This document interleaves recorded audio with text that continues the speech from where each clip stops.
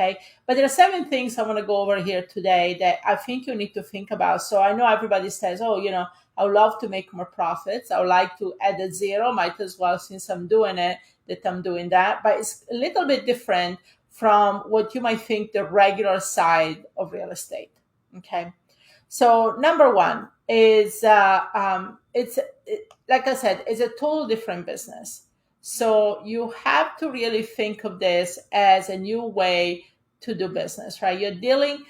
Think about this. The sellers or owners of higher end properties are not forthcoming in letting everybody know they're going through some type of turmoil in their life or situation where there might be a distressed property, right? They're not holding up to get the best price for the property. They just want to move it.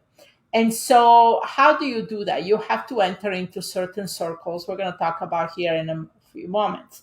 But I want you to realize that is about a mental shift that you have to do. And that brings it to number 2, which you basically have to create a certain persona for yourself. Let's put it in this perspective. When you're dealing with regular side of real estate, right? You're dealing with distressed owners. I always say it's not a good idea for you to go out there and flaunt your wealth. Okay. If you pull up in front of somebody who's losing their house to foreclosures, whatever situation they have going, you don't want to drive in a brand new Mercedes and flaunt your designer things when this person is in distress.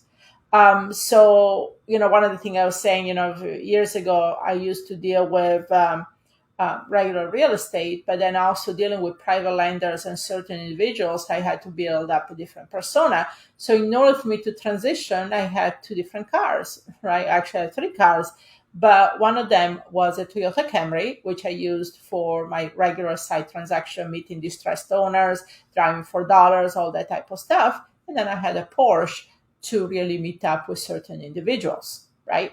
So you always have to have that type of persona if you decide to deal with different type of groups of people.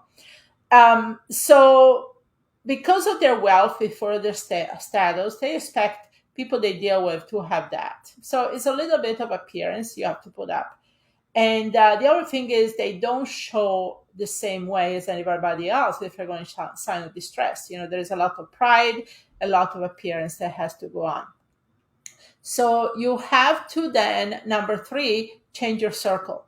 To get to know these people, you have to network within certain circles. So like, for example, when I started in Hawaii, I was a member of the country club in Honolulu. I was going to polo matches on weekends because you have to go around certain people. And it's really about word of mouth, how you get to know. It's not something you can pull a list, right, of distressed property or things of the nature. So you have to really network with real estate brokers. You have to network with people that are in the circle who knows higher end sellers and buyers for that matter.